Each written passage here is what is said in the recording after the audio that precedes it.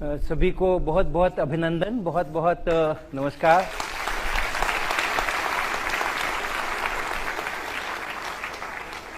और कहते हैं कि अर्जुन बहुत भ्रमित थे युद्ध के मैदान में जाने के बाद भी कि युद्ध करें न करें, क्या उचित है क्या अनुचित है। और भगवत गीता में श्री कृष्ण भगवान ने उनको बहुत समझाया, बहुत बताया, लेकिन उनके संदेह मिटे नहीं। अंत में उन्होंने उसको विराट स्वरूप का दर्शन कराया। जब अर्जुन ने उस विराट स्वरूप का दर्शन किया, किस प्रकार कृष्ण के मुंह में वो सब जगत जा रहे हैं और आ रहे हैं, तब उसके सारे संदेह दूर हो गए और वो युद्ध के लिए सन्नद्ध हो गए। आज सर का जो लेक्चर था वो कुछ उसी प्रकार का था। हम E बराबर MC स्क्वायर सुनते ही आ रहे हैं। बच्चे अपना टी शर्ट के ऊपर E बराबर MC स्क्वायर लगा लगा के घूमते रहते, बहुत कुछ सुनते आते। लेकिन जिस विराट स्वरूप का दर्शन सर ने आज हमें कराया है उस E equal to MC square के लिए, उसके बाद से आप सबको उसके प्रति कोई भी संदेह रहा होगा तो मिट गया होगा और श्रद्धा उत्पन्न हुई होगी। सर बहुत बहुत आभार आपका, स्निग्धा जी आपका भी, नासी और आयसेर, बहुत बड़ी अपॉर्चुनिटी आपने मुझे दी है। इतने सारे हमारे विद्यार्थी सामने हैं, वो तो हैं ही, लेकिन आज इतने बड़े मंच के ऊपर इतने सारे भारत के महान वैज्ञानिक जो है यहाँ बैठे हुए, उन सब के साथ आकर के और जलपान करने का, भोजन करने का, बातें करने का और मंच साझा करने का मौका आपने दिया है। सभी को बहुत बहुत आभार मेरा मुझको बुलाने के लिए। सर सबसे पहले एक करेक्शन कर दूं। आपने 4 चित्र दिखाए, 2 थे concepts of physics volume 1 volume 2 और नीचे थे सॉल्यूशंस उनके। वो सॉल्यूशंस मेरे लिखे हुए नहीं है, लिखा हुआ है, मेरा नाम लिखा हुआ है, वो भी मैंने नहीं लिखा है। जब ये पुस्तक छपी थी उस और 2-3 साल के अंतराल में ही हमारे भारत के विद्यार्थियों ने, भारत के शिक्षकों ने इस पुस्तक को अपना बना लिया था। तब मेरे प्रकाशक ने मुझसे कहा था कि आप इसके सॉल्यूशंस लिख दो, और मैंने उनको मना किया था कि मैं इसके सॉल्यूशंस नहीं लिखना चाहता हूं, क्योंकि जब ये किताब लिखी जा रही थी उस समय में मुझे बिल्कुल पक्का यकीन था कि इस किताब को पढ़ करके इसके सवाल बनाते समय में बहुत सारे सवाल नहीं बनेंगे। बनते हैं क्या? नहीं बनते, इसीलिए तो लिखी थी मैंने। क्योंकि जब सवाल बन जाते हैं, आपने एक सवाल पढ़ा, न्यूमेरिकल प्रॉब्लम है या मैथमेटिक्स का प्रॉब्लम है, आपने उसको पढ़ा, उसके ऊपर आपने अटेम्प्ट किया और वो बन गया, आसानी से बन गया, तो आपने क्या सीखा? आपने कुछ भी नहीं सीखा, क्योंकि आपको पहले से मालूम था तभी तो बन गया। आपको पहले से चीजें मालूम थी तभी तो बन गया ना सवाल। अगर ना मालूम होता तो कैसे बनता? तो आपसे अगर कोई सवाल बन जाता है तो आप याद रखिए, आपको एक उत्साह का निर्माण होता है। अरे वाह, सवाल बन गया, उत्तर भी मिल गया। एक उत्साह का निर्माण होता है, वो अपने आप में एक अच्छी चीज है। आप उत्साह में रहेंगे तभी अच्छे काम करेंगे, तो वो एक उसका है। लेकिन वो सवाल आपको कुछ नया सिखा कर नहीं गया है।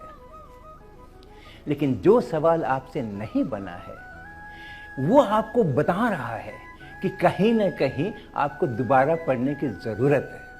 कुछ ना कुछ छूट गया है, हम पढ़ते तो हमें हाँ ठीक है, लेकिन वो उसके अंदर में छोटी छोटी जो उसके आप माइक थोड़ा बड़े से देखते हैं तो आपको तो सब कुछ बड़ा प्लेन अच्छा सा दिखता है। फिर जब आप नजदीक जाके देखते हैं तो आपको उसके स्ट्रक्चर्स का पता चलता है। फिर आप उस पर मैग्नीफाइंग ग्लास लगाते हैं, उसको कंपाउंड माइक्रोस्कोप के नीचे देखते हैं तो फिर को और भी ज्यादा चीजें उसकी दिखाई पड़ती हैं। फिर आप इलेक्ट्रॉन माइक्रोस्कोप पे जाते हो तो आपको एटम्स तक दिखाई पड़ना शुरू हो जाते हैं, उनके इमेजेस तक दिखाई पड़ना शुरू हो जाते हैं।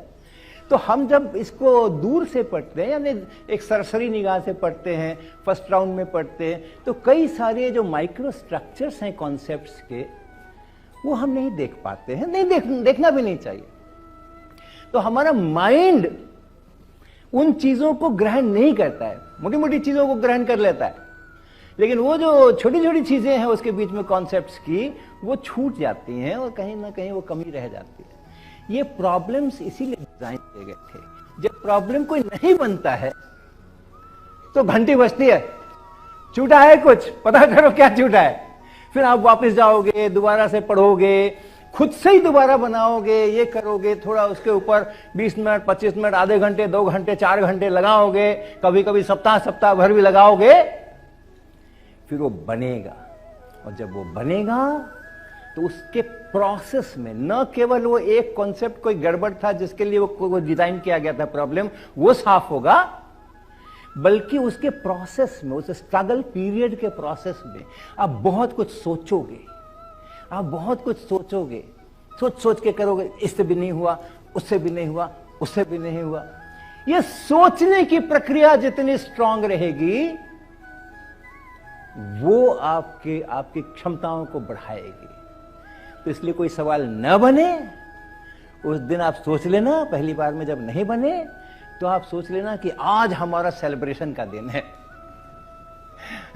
अभी तक तो सब ऐसे ही हो रहा था, सवाल बनते जा रहे थे तो क्या करना था, बन गए, ठीक है। जिस दिन नहीं बने वो उत्सव का दिन है। उस दिन पहले जा करके बढ़िया सा कुछ खाना पीना, डांस वांस कर लेना, फिर सवाल को फिर से बनाना, फिर बनेगा। तो इसलिए मैंने कहा कि ये सॉल्यूशन की किताब लिख करके मैं बच्चों से सोचने की ये अपॉर्चुनिटी छीन नहीं सकता। एक बार सॉल्यूशन आ जाते हैं सामने तो आप चाह कर भी, आपको लगेगा कि मैंने बहुत ट्राई कर लिया, अब तो सॉल्यूशन देखना ही पड़ेगा। वो बहुत ट्राई कर लिया, ये बहुत जल्दी आ जाता है अगर सॉल्यूशन पता है कि खड़ा है, और सॉल्यूशन नहीं है तो आता नहीं है। बहुत ट्राई कर लिया, ये बहुत देर में आएगा, उतनी देर में ना आपका सवाल भी बन जाएगा, आप कॉन्सेप्ट भी समझ जाओगे, सब गड़बड़ियां भी ठीक हो जाएंगी। मैंने मना कर दिया था सर, और उस समय मेरे पब्लिशर ने मेरे को कहा कि आप मना कर रहे हो, लेकिन ध्यान रखना कुछ साल के अंदर में कोई ना कोई बंदा सॉल्यूशन के नाम पे कुछ ना कुछ जरूर छापेगा, और वो सॉल्यूशन की किताबें बिकेंगी, वो इलीगल कॉपीज होंगी, वो स्टूडेंट्स के लिए अच्छी चीज नहीं होगी, लेकिन आप उसको रोक नहीं पाओगे। इससे अच्छा है कि आप ही लिख दो, कम से कम ऑथेंटिक तो रहेगा। आप अपने हिसाब से लिखोगे तो कुछ छिपा भी लोगे, कुछ सामने भी लाओगे, लोग लिखेंगे तो पता नहीं क्या क्या लिखेंगे। तो मैंने फिर भी उनको मना कर दिया कि नहीं, अगर कोई जो पाप करेगा वो नरक पाएगा, मैं क्यों नरक पाऊं, मैं तो पुण्य ही कमाऊंगा, मैं पाप नहीं करूंगा। मैंने नहीं लिखी, लेकिन उनका कहना बिल्कुल सही था। बहुत सारे सॉल्यूशंस आ गए बाजार के अंदर में, बकायदा जैसी कॉन्सेप्ट ऑफ फिजिक्स है उसी शक्लो सूरत में मेरी नाम डाल करके भी। पुलिस कंप्लेंट का फायदा नहीं होता भारत में। बहुत सारे ये सॉल्यूशन की किताबें, बहुत सारी पायरेटेड कॉपीज, इनके लिए हमारे पब्लिशर और हम लोग कई बार पुलिस कंप्लेंट्स हम लोगों ने की हैं। और वो जो पुलिस के अधिकारी होते हैं वो इतने आश्चर्यचकित होते हैं, और हमें भी अपने ऊपर लज्जा आती है। वो कहते क्या कंप्लेन लिखाने आए हो, किसी का मर्डर नहीं किया, किसी का किडनैपिंग नहीं किया, किसी का कोई ठगी नहीं करी, किसी की संपत्ति हड़पी नहीं, सरकारी जमीन के ऊपर कब्जा नहीं किया। क्या गड़बड़ किया भाई? किताब छाप दिया। ये क्या कंप्लेन हुआ, ये क्या कंप्लेन हुआ, इस पे क्या कार्रवाई करें, किताब छाप दिया, कौन सा बड़ा अपराध हो गया।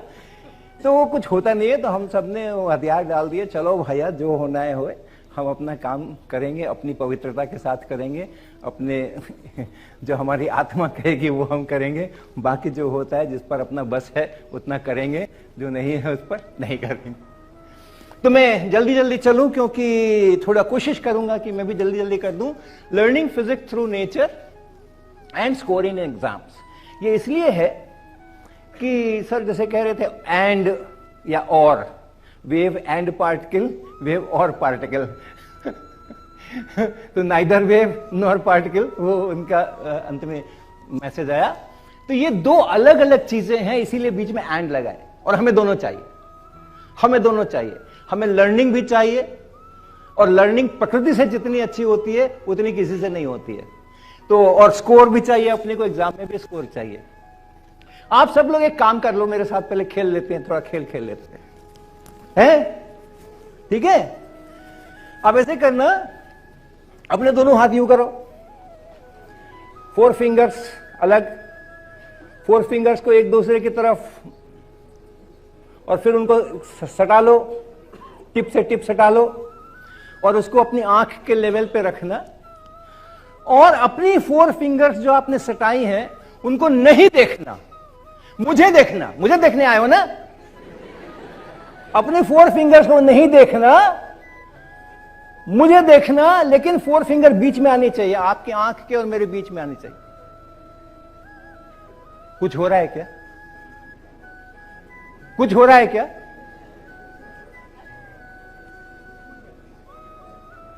आपको कुछ अटपटा सा दिख रहा है क्या? क्या अटपटा सा दिख रहा है?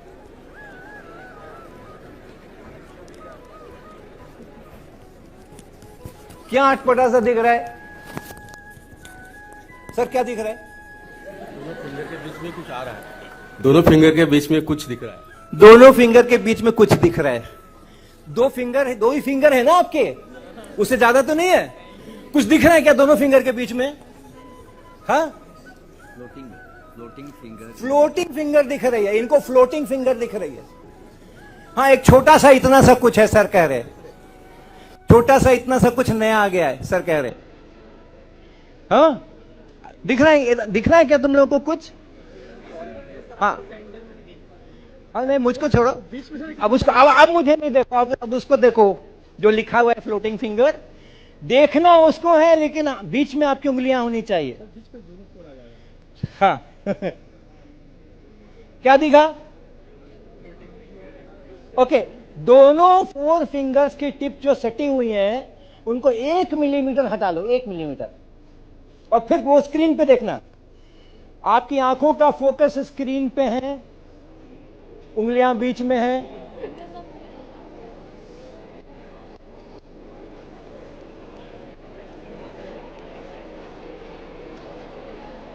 क्या दिखा? क्या दिखा? Floating fingers. फ्लोटिंग फिंगर बीच में फ्लोट कर रहे ना। हाँ, चलो चलो चलो, कहानी, खेल खत्म।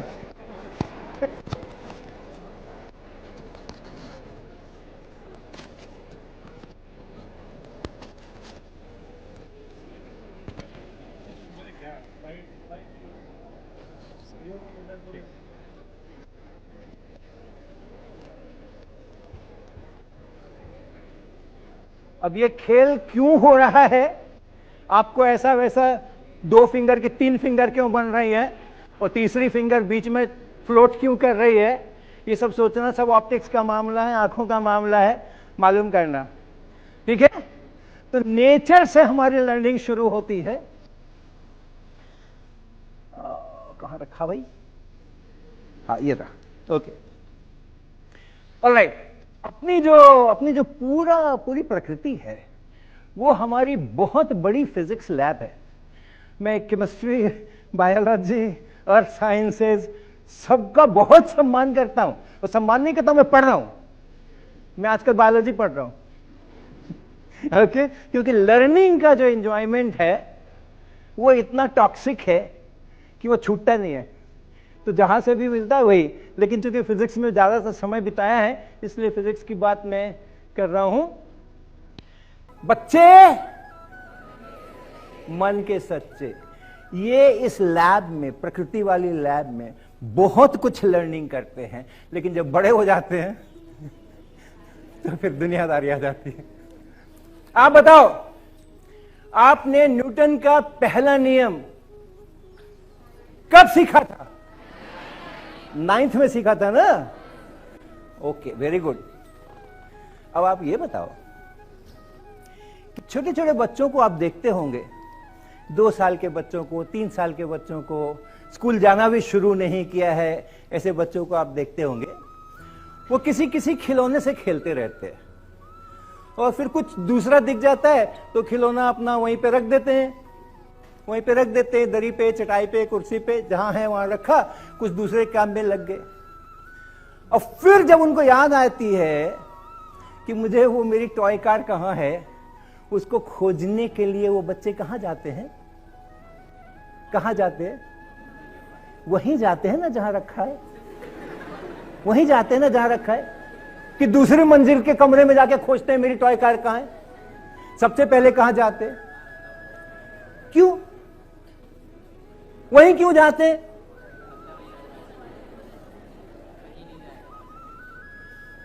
है ना? ठीक कह रहे हो? उनको पता है कि जो वस्तु विराम अवस्था में रहती है वो विराम अवस्था में ही रहती है, वो कहीं नहीं जाती है।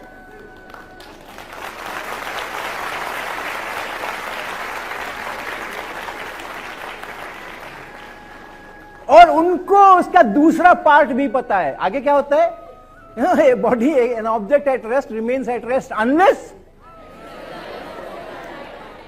अगर उनको वहां पर वो खिलौना नहीं मिला तो बच्चा पूछता है, तुमने लिया क्या?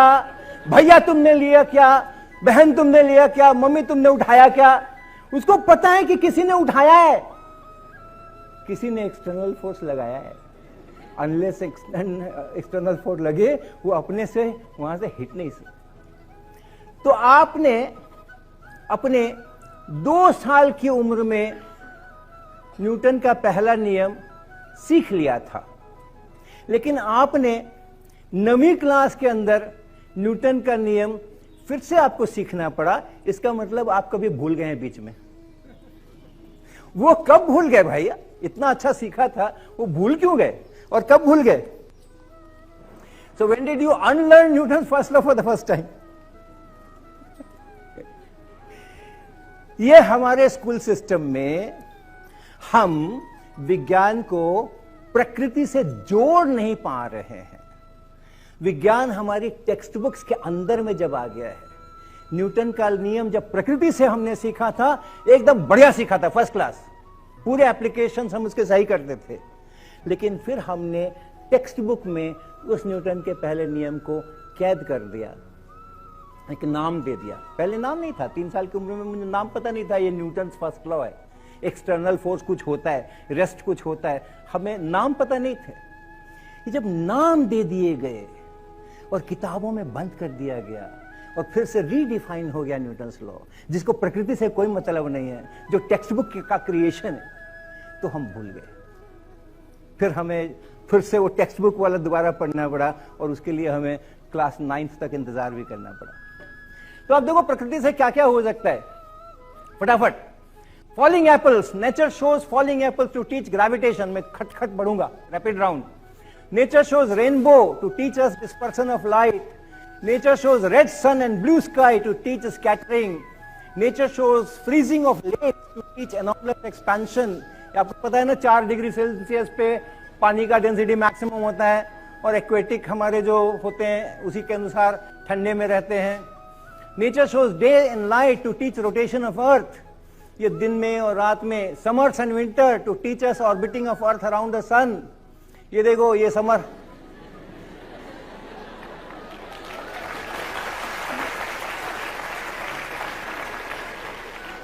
समर में हम कैसे रहते हैं जैसे मैं अभी हूं, और विंटर में हम कैसे रहते हैं, ओढ़ाड़ करके अंदर घुसे रहते हैं ना, हम लोग नॉर्थ इंडिया में है। Nature shows leaking pipes to teach parabolic paths of projectiles. ये देखो, आपको दिखता है क्या? आपको ये दिख रहा है क्या? ये यहां से ये पाइप है, ये पाइप लीक कर रहा है, और ये देखो ये देखो ये देखो ये देखो ये देखो, ऐसे ऐसे ऐसे ऐसे करके पानी जा रहा है। तो जितनी चीजें हम लोग करते हैं ना, प्रकृति ने बहुत कुछ करके रखा है। Hot and cold tiles, comfortable chappals. Guest house के अंदर बहुत फर्श ठंडा ठंडा था सुबह सुबह में, तो मैंने सोचा चप्पल है क्या, तो देखा हाँ सर रखी हुई है। गेस्ट हाउस में सारी व्यवस्था एकदम चाक चौबंद है, चप्पल रखी हुई, हमने फट से उसको पहन लिया और वो ठंडा ठंडा लगना मेरा बंद हो गया। तो जो thermal heat transfer, conductivity, thermal conductivity, ये सब प्रकृति सब कुछ सिखाने को तैयार बैठी है। Alright, evaporate, phase change, liquid phase से और गैस फेज में फेज चेंज, कपड़े सूखते रोज का रोज, अपने को पता है, प्रकृति दिखाती रहती है, हम देखते नहीं है। ओके, सीसो, बच्चे खेलते हैं, सारा आपका जो मोमेंट लेते हो, कपल वपल, टॉर्क वर्क, ये सब आप प्लेग्राउंड में चले जाओ, ढेर सारा आपको ये सब न्यूटन के सब मिलेंगे। ऑसिलेशंस, जगह जगह ऑसिलेशंस की, ये देखो ऑसिलेशंस हो गया। दरवाजा हमारा बहुत बड़ा यंत्र है, ये जो दरवाजा हम खोलते हैं, ये रोटेशनल डायनामिक्स पढ़ाने का बहुत और समझने का बहुत बड़ा यंत्र है। एक फिक्स्ड एक्सिस होता है और उसके बाद दरवाजा रोटेट करता है। आप सारा angular velocity, angular acceleration, torque, ये वो सब कुछ इसके साथ में कर सकते हैं। सारे दरवाजे जितने होते हैं, वो ये फायर है, वो रेडिएशन, आपको रेडिएशन के बारे में जानना है तो पहले फायर को देख लो। Okay, so the learning is always joyful. अगर आप नेचर से लर्न करोगे तो that is always joyful, and that is the ticket to the success. Learning जो है ना, वो सक्सेस की सबका रास्ता वहां से शुरू होता है, वहां से चलता है। अब आप बताना जरा, लर्निंग का हम लोग थोड़ा करेंगे। आप सबने पढ़ा है ना, सॉलिड, लिक्विड और गैसेस 3 फेज होते हैं, और कुछ सॉलिड्स कहते हैं जिनका क्या फिक्स रहता है और क्या बदलता है? शेप फिक्स रहता है और वॉल्यूम भी फिक्स रहता है। लिक्विड में वॉल्यूम फिक्स रहता है और गैस में, सब लोग कितना अच्छे से बता रहे हैं। अब आप ये बताओ कि ये जो शर्ट मैंने पहनी है, ये लिक्विड है या सॉलिड है? अरे भैया, इसकी शेप तो बहुत बदलती रहती है। मैं पहना हूं तो ऐसी शक्ल की है, अभी मैं जाके कमरे पे उतार करके और बेड पे ऐसे डाल दूंगा तो उसकी शक्ल ऐसी वैसी हो जाएगी, ढेर जैसा हो जाएगा। वो हैंगर में टांग दूंगा तो कुछ अलग ही शक्ल हो जाएगी। और हमारे धोबी महोदय जब इसको पीट पीट करके धोएंगे तो इसकी क्या शक्ल बनने वाली है? तो हमारी परिभाषा के अनुसार इसका तो शेप तो बदल रहा है, बहुत सारे शेप हो रहे हैं इसके, और वॉल्यूम तो जितना है उतना है। ये तो लिक्विड की श्रेणी में आना चाहिए था, नहीं? तो आपने जब ये पढ़ा किताब में, तो आपने विरोध का झंडा बुलंद किया क्या? नहीं किया ना? क्यों नहीं किया? करना चाहिए था ना, करना चाहिए था ना। आपको लोगों ने कह दिया कि सॉलिड वो होते हैं जिनके शेप्स नहीं बदलते हैं, वॉल्यूम फिक्स रहता है और शेप भी फिक्स रहती है। लिक्विड वो होते हैं जिनके की शेप बदलते रहते हैं, वॉल्यूम फिक्स रहता है। लोगों ने कह दिया, आपने मान लिया, जबकि रोज रोज आप तमाम प्रकार के रस्सी होती है, रस्सी को ऐसे गोल गोल लपेट देते हैं, कभी सीधा कर देते हैं, किसी को बांध दिया तो रस्सी की कुछ और ही शक्ल हो गई। जो बिजली के तार होते हैं जो बाजार में मिलते हैं, तो वो ऐसा करके और टंगे रहते हैं दुकान के अंदर में, और जब आप वो लेके आता है, इलेक्ट्रिशियंस लेके आते हैं घर में लगाने के लिए, तो उसको कहां कहां नहीं घुमाते हैं, वो छत के अंदर से और दीवार के अंदर से। उनके शेप लगातार बदल रहे हैं, और लोगों ने मुझे कह दिया कि जिनके शेप नहीं बदलते हैं वो सॉलिड होते हैं, और हमने मान लिया प्रकृति को नहीं देखा, नेचर दिखा रही थी उसको नहीं, वहां से लर्न नहीं किया मैंने, वहां से लर्न नहीं करेंगे तो फिर हम सुखी नहीं रहेंगे। ओके, व्हाइट लाइट में कितने कलर्स हैं? लाइट होती क्या चीज है? लाइट होती क्या चीज है? हाँ, एनर्जी ना। वो तो हम दौड़ते हैं वो भी एनर्जी होती है। हाँ, वो जब हम किसी चीज को गर्म करते हैं तो वो भी एनर्जी होती है। तो भाई ऐसा तो मत बोलो ना। आप बोलोगे कि हम आपसे पूछे कि भाई क्या वो शरीफा कैसा होता है, तो आप बोल दोगे कि पेड़ में उगता है। तो पेड़ में तो बहुत चीजें उगती हैं, सही है, शरीफा पेड़ में उगता है, दैट इज ओके, लेकिन पेड़ में तो बहुत सारी चीजें उगती है ना। शरीफे के बारे में बताना है अपने को। तो लाइट एनर्जी है, लेकिन एनर्जी तो बहुत सारी है। साउंड की भी वेव में कहते हैं एनर्जी है, ये भी एनर्जी है। लाइट क्या चीज है?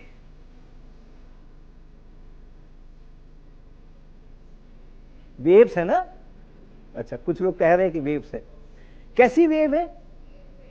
ईएम वेव है। देखो, जैसे जैसे शब्द आते हैं वैसे वैसे आपको याद आ जाता है। हाँ, ये ईएम वेव का क्या मतलब? ई किस लिए, एम किस लिए? Very good. उसमें इलेक्ट्रिक फील्ड है और मैग्नेटिक फील्ड है, और वो एक खास तरीके से एक दूसरे के साथ में है, उनके डायरेक्शन वगैरह हैं, आगे चलते हैं जो कुछ होता है। तो लाइट जो है वो इलेक्ट्रिक फील्ड और मैग्नेटिक फील्ड का कॉम्बिनेशन। इलेक्ट्रिक फील्ड लाल, पीला, नीला, हरा होता है क्या? पढ़ा है ना आपने इलेक्ट्रिक फील्ड? एक चार्ज रख दो तो उसके कारण से इलेक्ट्रिक फील्ड Q/4πε0r²। पढ़ा है ना? अरे बोलो। हाँ, जिन्होंने नहीं पढ़ा है वो मत बोलना। तो आपने जब इलेक्ट्रिक फील्ड पढ़ा था उस समय किसी ने कहा था कि इलेक्ट्रिक फील्ड लाल, पीले, नीले, हरे, गुलाबी होते हैं? आपने मैग्नेट पढ़े, मैग्नेटिक फील्ड पढ़े, मैग्नेटिक फील्ड लाइंस बनाते हैं आप। जब आपको मैग्नेटिक फील्ड पढ़ाया गया था तो आपको बताया था कि मैग्नेटिक फील्ड भी कुछ नारंगी होते हैं, कुछ बैगनी होते हैं, कुछ ब्लू होते हैं। होते हैं क्या? तो इलेक्ट्रिक फील्ड और मैग्नेटिक फील्ड का कॉम्बिनेशन में रंग कहां से आ सकता है? जब इलेक्ट्रिक फील्ड में रंग नहीं है, मैग्नेटिक फील्ड में रंग नहीं है, तो इलेक्ट्रोमैग्नेटिक वेव के अंदर में रंग कैसे आ सकते हैं? 7 या 15। हाँ, फ्रीक्वेंसी, फ्रीक्वेंसी में रंग आते हैं क्या? मैं पेंडुलम ऐसा ऐसा करूंगा तो वो लाल, पीला, नीला हो जाएगा क्या? वो तो फ्रीक्वेंसी तो दे दी मैंने, वाइब्रेटर एक लगा दिया, good good good good good good, वो रंगीन हो जाता है क्या वाइब्रेट करने से? फ्रीक्वेंसी बढ़ा देने से, खूब सारी फ्रीक्वेंसी करने रंगीन हो जाता क्या? साउंड तो रंगीन नहीं होती। साउंड में फ्रीक्वेंसी है कि नहीं? साउंड में फ्रीक्वेंसी है ना। कितने से कितने हर्ट्ज सुनते हैं हम? 20 से 20,000 सुनते हैं। कभी टेस्ट किया है? करके देखना, करके देखना। 20 से 20,000 नहीं सुनते हैं। हमने कहा, हमने करके देखा हुआ है। ओके, तो साउंड में भी फ्रीक्वेंसी है ना, और वेवलेंथ है, उसमें तो रंग नहीं आते। तो आप सवाल नहीं उठा रहे हो। लोग जो कह दे रहे हैं मान ले रहे हो। लोगों ने कह दिया इलेक्ट्रिक वेव होता है, हाँ ठीक है होता है। मैग्नेटिक वेव होता है, हाँ ठीक होता है। इलेक्ट्रोमैग्नेटिक वेव होती है, हाँ ठीक होती है। व्हाइट में 7 कलर्स होते हैं, हाँ ठीक है होते हैं। ये थोड़ा यहां से बाहर निकलो। ये जो कह दिया सो मान लिया, ये संस्कार जो हमारे स्कूल सिस्टम में पढ़ रहे हैं, ये गलत संस्कार है। जो कह दिया मान लिया, ये हमारी भारतीय संस्कृति का थोड़ा सा अंग है। बड़ों की बात मानना चाहिए, गुरुओं की बात मानना चाहिए, शिक्षकों की बात मानना चाहिए, जो ग्रंथ हैं उनमें जो लिखा हुआ है उस पर श्रद्धा रखनी चाहिए। लेकिन हमारी संस्कृति में शास्त्रार्थ का भी उतना ही महत्व है। शास्त्रार्थ भी होना चाहिए, और शास्त्रार्थ तब होगा जब हम नहीं मानेंगे, हम अपनी सोच लगाएंगे, दूसरे अपनी सोच लगाएंगे, तब वहां पर फिर शास्त्रार्थ होने की संभावनाएं बनेंगी। तो अपने को ना इस तरीके से खटाखट चीजें नहीं माननी चाहिए। और सबके सब आजकल मार्क्सवादी हो गए। इम्तिहान क्यों देते हो? मार्क्स लाने के लिए। सबके सब मार्क्स चाहिए, नंबर चाहिए, इम्तिहान में नंबर चाहिए, मार्क्स चाहिए। क्या करोगे मार्क्स लेकर के? मार्क्स तो एक संख्या है ना केवल। मार्क्स क्या है? ग्रेड कार्ड पे क्या लिखा होता है? एक नंबर लिखा होता है। वो 60 लिखा है कि 80 लिखा है कि 83 लिखा है कि 95 लिखा है कि 97 लिखा है, 98 लिखा है। क्या करोगे मार्क्स लेकर के? और 5वीं 6ठी क्लास के मार्क्स लेके क्या करोगे? बोर्ड वाले मार्क्स तो फिर भी दिखाने पड़ते ना। कहीं अप्लाई करोगे तो 10वीं में क्या डिवीजन आया, कितने परसेंट डिस्टिंक्शन आया, और वो 12वीं का दिखाना पड़ता है। ये 4थी क्लास के अंदर के मार्क्स लेके क्यों झगड़ा करते हैं? और 8वीं क्लास के मार्क्स लेके क्यों झगड़ा करते हैं? मार्क्स से लर्निंग नहीं आती है, उससे एक्सेलेंस नहीं होता है। एक्सेलेंस से मार्क्स मिल सकते हैं। अगर मैंने लर्निंग की है तो मुझे मार्क्स मिल सकते हैं, अगर मैंने लर्निंग नहीं भी की है तो भी मुझे मार्क्स मिल सकते हैं। बोलो हाँ कि नहीं? मैंने नहीं लर्निंग की, मैंने चीजों को ठीक नहीं समझा, फिर भी हम अच्छे नंबर ला सकते हैं कि नहीं? ला सकते हैं ना। करना ही क्या है? किताब रट जाओ, उठाओ अपना टेक्स्ट बुक, पूरी की पूरी रट जाओ। और रटने में तो हमारे बच्चे बड़े माहिर होते हैं, बड़े माहिर होते हैं, और छुटपन से रटते हैं। जब वो जाते हैं ना स्कूल में, पहले स्कूल में, तो उनको राइम्स सिखाई जाती है सबसे पहले, नर्सरी। Twinkle twinkle. अब वो बच्चा जो पहली बार जा रहा है स्कूल के अंदर में, नर्सरी में, न उसको लिटिल का मतलब पता है, न उसको ट्विंकल का मतलब पता है, न उसको स्टार का मतलब पता है, लेकिन कितनी जल्दी याद कर लेता है ना। छोटा सा बच्चा रहेगा, जब वो घर में अतिथि आएंगे तो बच्चे से क्या, अंकल को राइम सुनाओ।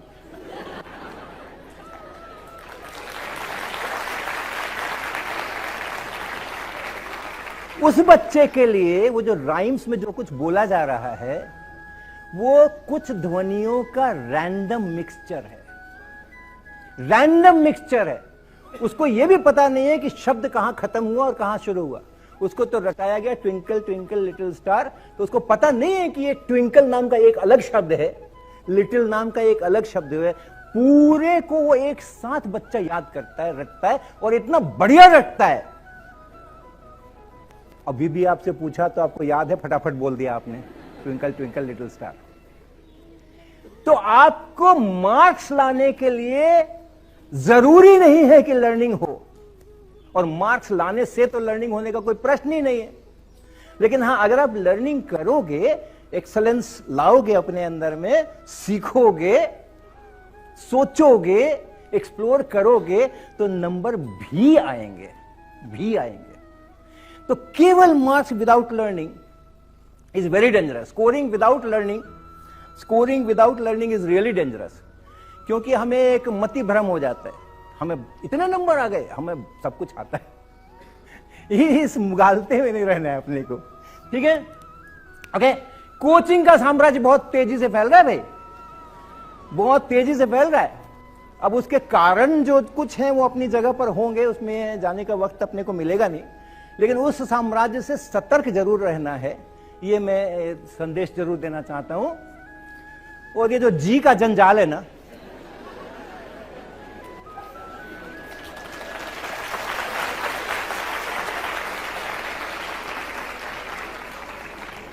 ये तो बहुत बड़ा जंजाल है, ये बहुत बड़ा जंजाल है। आप देखो, इसके कारण से हमारे स्टूडेंट्स, बहुत सारे यहाँ पर स्कूल के शिक्षक भी हैं, विद्यार्थी भी हैं, 11वीं क्लास 12वीं क्लास के लिए हमारे शिक्षक हमेशा ये आकर रोना रोते हैं कि बच्चे स्कूल नहीं आकर के कॉलेज चले जाए, कोचिंग चले जाते हैं, और इसलिए हम किसको पढ़ाएं। और इसके लिए बड़ी बढ़िया चीजें निकल करके आई हैं। ये जो हमारे जेईई से जो हम जाते हैं अनेक उच्च संस्थानों में, ये हमारी भारत के प्रगति के ध्वजवाहक हैं ये। लेकिन अंदर की बात यह है कि इन इंस्टीट्यूशन में आने के बाद एक मिथ है समाज के अंदर में, अगर आईआईटी में एडमिशन हो जाएगा तो आगे का जीवन बड़ा सुखी, संपन्न, सुरक्षित रहेगा। है ना ऐसा मिथ? अरे जितना परेशान होना है, बस 2 ही साल की बात है, 1 ही साल की बात है, फिर एक बार जेई से एडवांस से और अच्छे बड़े इंस्टीट्यूशन में एडमिशन हो गया, फिर तो चांदी चांदी। अंदर की बात है कि हर एक आईआईटीज में और शायद आईसेर्स वगैरह में भी, आईआईएससी में एक बहुत बड़ा काउंसलिंग डिपार्टमेंट हो, काउंसलिंग सर्विसेज का डिपार्टमेंट होता है। वो बच्चे, वो स्टूडेंट्स होते हैं, उसमें सीनियर स्टूडेंट्स होते हैं, फैकल्टी मेंबर्स होते हैं, इतने सारे हेल्पलाइन होते हैं, ये होते हैं, वो होते हैं, और बच्चों पे नजर रखना है कि कोई बच्चा जो है वो मेंटली डिरेल तो नहीं हो रहा है, और अगर हो रहा है और होता ही है तो उनके लिए हमारे मेडिकल पैनल्स में साइकेट्रिस्ट रखे जाते हैं आईआईटीज के अंदर में। उन बच्चों के लिए, उनको छोड़ दो, 15 लाख लोग अपीयर होते हैं जेई मेंस के अंदर में, और फिर उसमें से 2.5 लाख एडवांस में, और 40,000 के करीब जाते हैं आईआईटीज, आईसेर्स और वो एनआईटीज और ट्रिपल आईटीज, इसमें 40,000 के करीब जाते हैं। जो बचे 14.5 लाख हैं, उनको कितना स्ट्रेस हो रहा है उसको तो भूल ही जाओ। जो सेलेक्ट होकर के आईआईटीज में एडमिशन ले चुके होते हैं, उनकी देखभाल करने के लिए आईआईटीज के मेडिकल पैनल्स में साइकेट्रिस्ट होते हैं, मनोचिकित्सक होते हैं, और वो हमेशा आईआईटी उनको बिजी रखती है, हमेशा उनको बिजी रखती है वो। तो ऐसा मत सोचना। और ऐसे उसका एक बड़ा कारण ये है कि जब हम कोचिंग वोचिंग में जाते हैं ना, तो कई तरह के नए नए शब्द सीखे हैं अभी हमने पिछले 1-2 साल के अंदर में। एक सीखा डमी स्कूल। मैं पटना में था और किसी स्टूडेंट से ऐसे आया, मेरे पास चर्चा हो रही थी, मैं 11वीं में पढ़ता हूँ और ऐसा, तो मैंने पूछा किस स्कूल में पढ़ते हो, तो बोला डमी स्कूल में पढ़ते हैं। तो मैंने कहा वो क्या होता है, स्कूल भी डमी होते हैं क्या? तो कई सारी नए नए वो शब्दकोश मेरे बढ़ रहे हैं। नॉन अटेंडिंग स्कूल्स है, एक हाइब्रिड स्कूल है, ये सब अभी नया नया सीखा है मैंने, क्या क्या सब है।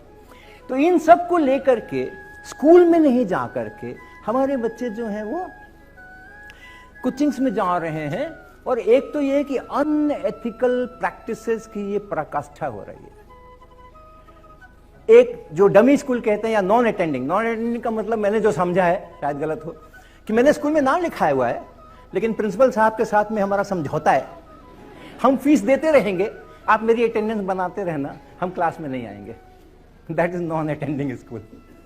अनएथिकल प्रैक्टिस है कि नहीं? ये इस उम्र के अंदर में, ये 11वीं 12वीं के विद्यार्थियों के अंदर में हम ये संस्कार डाल रहे, हम तुम्हें पैसे देते, तुम मेरी अटेंडेंस बनाते रहना, हम क्लास में नहीं आएंगे। एक से बढ़कर के एक अनएथिकल चीज है। लैब आना तो छोड़ ही दिया, लैब तो आने ही नहीं है, प्रैक्टिकल तो करना ही नहीं है, एक्सपेरिमेंट तो करना है, साइंस पढ़ना है, टेक्नोलॉजी पढ़ना है, इलेक्ट्रिकल इंजीनियरिंग करना है, मैकेनिकल इंजीनियरिंग करना है, एरोस्पेस इंजीनियरिंग करना है, लेकिन लैब नहीं जाना है, लैब जाना ही नहीं है, हाथ में कुछ सामान पकड़ना ही नहीं है। तो ऐसा करके चलेंगे तो स्कूल सिस्टम हमारा बहुत खतरे में पड़ा हुआ है इस समय में। और पहले कॉलेज सिस्टम पे प्रॉब्लम था, जेईई के कारण से सारे के सारे को बीटेक ही चाहिए था, और बीटेक में भी सारे के सारे को इधर के सालों में एआई और कंप्यूटर डेटा साइंस ही चाहिए होता है, और कुछ नहीं चाहिए होता है। अच्छा है, एक्सपेरिमेंट करके तो आए नहीं है स्कूल के अंदर में, तो डेटा साइंस वगैरह कर लेंगे, एआई वगैरह कर लेंगे, और तो कुछ कर सकते नहीं है। तो ये जो सिस्टम है ना, इसमें अपना कॉलेज सिस्टम पहले खत्म हुआ जेई के चक्कर में। सब लोग जेई करना है, जेई करना है, तो बीएससी कोई नहीं कर रहा, एमएससी कोई नहीं कर रहा, मतलब कोई नहीं कर रहा, मतलब बहुत कम लोग कर रहे हैं। भारतवर्ष है, वीर विहीन वसुंधरा नहीं है ये। कैसा भी खराब से खराब सिस्टम कर लो, 140 करोड़ में से इतनी संख्या तो मिल ही जाएगी जो सबको धता बता करके अपने मस्तिष्क से, अपनी चेतना से और अपने परिश्रम से आगे बढ़ेंगे और अपने हिसाब से चीजें लेके जाएंगे। कोई चीज उसको डीरेल नहीं कर सकती। और ऐसे ही लोग यहां सामने बैठे हुए हमारे, और उन्हीं से भारत चल रहा है।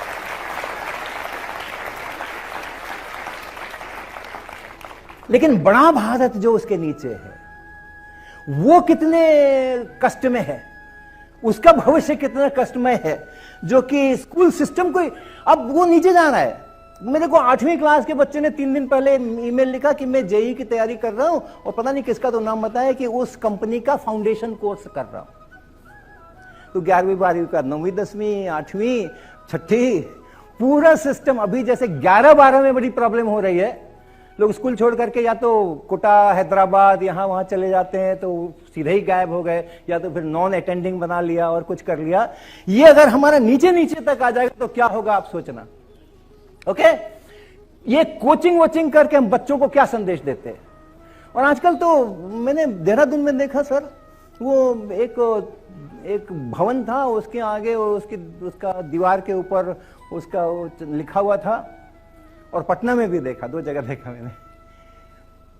नर्सरी से क्लास 8 तक के विद्यार्थियों के लिए कोचिंग की व्यवस्था है, और उसके नीचे लिखा था सीबीएसई के नए पाठ्यक्रम के अनुसार। आ गई है। पटना में मैं गया, वहां मैंने देखा एक जगह पर ऐसा ही, और देहरादून में मैंने गया तो वहां देखा ऐसा ही। आप बच्चों को क्या संदेश दे रहे हो? आप बच्चों को यह संदेश दे रहे हो, you are good for nothing. आपसे तो हो ही नहीं सकता। आप तो स्कूल में जो पढ़ाया जाता है आप कर ही नहीं सकते, ना स्कूल में समझ सकते हो, ना अपने से पढ़ के समझ सकते हो। आपको तो कोचिंग लेना जरूरी है, आपको तो हेल्प लेना जरूरी है। आपको कोई हेल्प नहीं करेगा तो आपका काम नहीं चलेगा, और ये चलता रहता है आगे तक। और खुदा न खास्ते गलती से अगर जेईई एडवांस में पास करके आईआईटी में एडमिशन हो गया तो ये सारी बैसाखियां एक साथ हट जाती हैं। बचपन से मुझे अपने पैरों पे चलना नहीं सिखाया गया, बचपन से मुझे व्हीलचेयर दी गई, बचपन से मुझे क्रंचेस दे दिए गए, बैसाखियां दे दी गई, और हर कदम पे जहां मैं लड़खड़ाता था कोई ना कोई पकड़ने वाला मौजूद रहता था। और एक बार मैंने आईआईटी में एडमिशन ले लिया, अचानक से सब कुछ छिन गया। क्या होता है फिर ऐसे बच्चे का, क्या होता है? सोचो, जो आईआईटी में पास कर गए मैं उनकी बात कर रहा हूं, जो आईआईटी में एडमिशन जिनका हो गया मैं उनकी बात कर रहा हूं। पहले सेमेस्टर के एग्जाम में आईआईटी कानपुर में, जिस साल मेरी सेवानिवृत्ति हुई थी 2017 में, 97 स्टूडेंट्स फेल किए थे फर्स्ट ईयर के एग्जाम में। 97 स्टूडेंट आउट ऑफ 400। अभी तो संख्या उनकी 400 से 1200 के कितने एडमिशन हो रहे। उस समय मेरे 2017 में 400 कुछ 10-20 एडमिशन होते थे, 97 लोग फेल किए थे आईआईटी के पहले एग्जाम के अंदर में, पहले सेमेस्टर के एग्जाम के अंदर में। और आपको पता है आईआईटी वाले कितने पे फेल करेंगे और कितने पे पास करेंगे पहले नहीं बताते। इम्तिहान हो जाता है तब भी नहीं बताते, कापियां जच जाती है तब भी नहीं बताते, किसी को पता नहीं होता है कितना और कितने पे पास होगा कितने पे फेल होगा। फिर उनका वो टेबुलेशन हो जाता है, फिर ग्राफ स्टैटिस्टिकल एनालिसिस, ये नॉर्मल कर फलाना ढिमाका, ये बड़ा लंबा चौड़ा खींच खाच करके तब टीम बैठती है और सोचती है कि कहां पे रखा जाए कट ऑफ, कितने लोगों को फेल कर दिया जाए, कितने को पास कर दिया जाए। The rules of the games are decided after the game is over.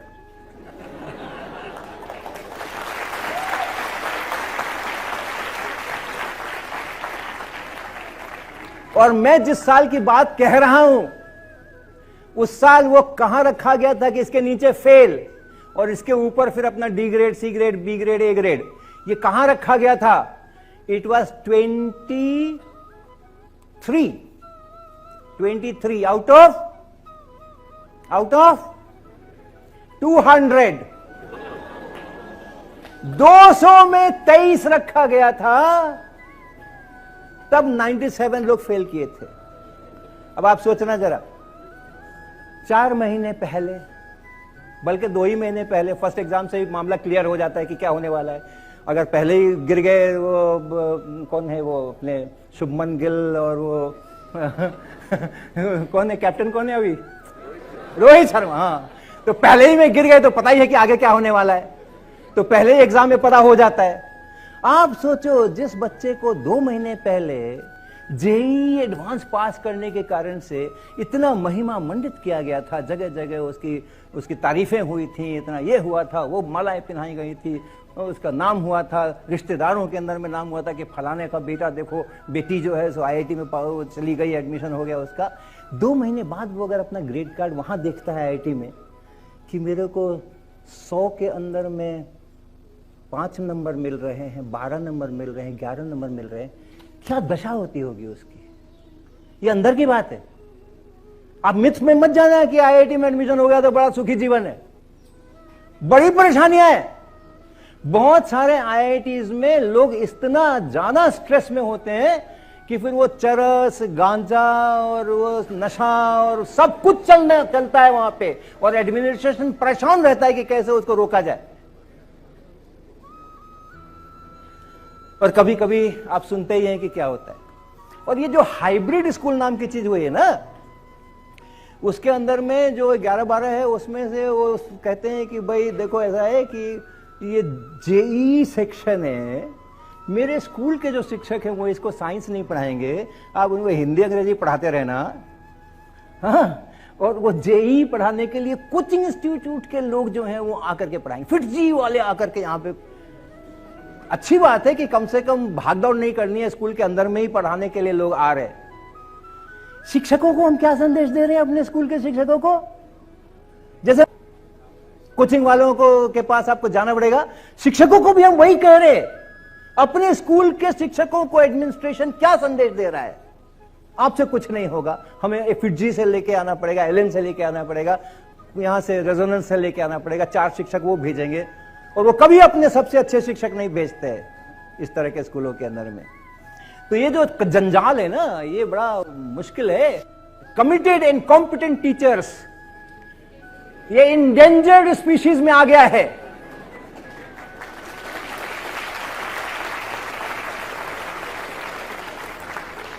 इसका संरक्षण और संवर्धन हमारे देश की सबसे प्रमुख आवश्यकताओं में से एक बन गया है। आप सोचो ना, पूरा स्कूल सिस्टम, कॉलेज सिस्टम, लोग बीएससी एमएससी के अंदर में नहीं आएंगे तो कैसे पढ़ाई होगी, क्या होगा, कैसे शुरू से बच्चे को हम आगे बढ़ाएंगे? और ऐसे बच्चे जब आईसर में पहुंचेंगे और आईआईटी में पहुंचेंगे तो यहां के शिक्षक लोग क्या कर लेंगे? उसके बाद कैसे चलेगा अपना देश? तो ये जो इंडेंजर्ड स्पीशीज है, इसको अपने को करके आना है। और ये सर जो कह रहे थे कि टीचिंग, और मैं भी कह रहा हूं, सुर में सुर मिला रहा हूं, टीचिंग का जो आनंद है, टीचिंग का जो डिवाइन प्लेजर है, वो आपको कहीं नहीं मिलने वाला है। वापस आओ शिक्षा के क्षेत्र के अंदर में और रिसर्च करो। That is to create something. Creation है ना, वो कुछ मैं क्रिएट कर रहा हूं। एक पेंटर एक पेंटिंग बनाता है, कितनी खुशी होती है जब वो अच्छी सी पेंटिंग बन जाती है। शिल्पकार एक मूर्ति बनाता है, अच्छी सी मूर्ति बना, कितना समय लगता है उसको, कितना परिश्रम लगता है उसको, लेकिन जब बन जाती है तो कैसा उसका मन खिलता है। ये डिवाइन एक्सपीरियंसेस है। तो टीचिंग भी अपना जो है क्रिएट, रिसर्च जो है वो नया क्रिएट करना है समथिंग, उसका अपना डिवाइन एक्सपीरियंस है। और टीचिंग जो है वो तो आप नेचुरल लीडर होते हो ना, जब टीचर होते हो तो सामने आपके इतने सारे बच्चे बिठा दिए जाते हैं, आप बोलोगे वो सुनेंगे।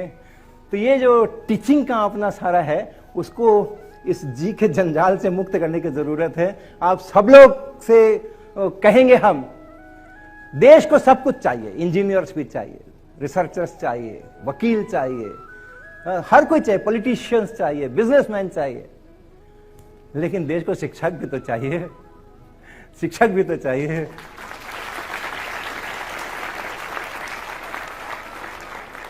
$15 लाख लोगों में से 40,000 में जाने की अगर आप हिम्मत रखते हो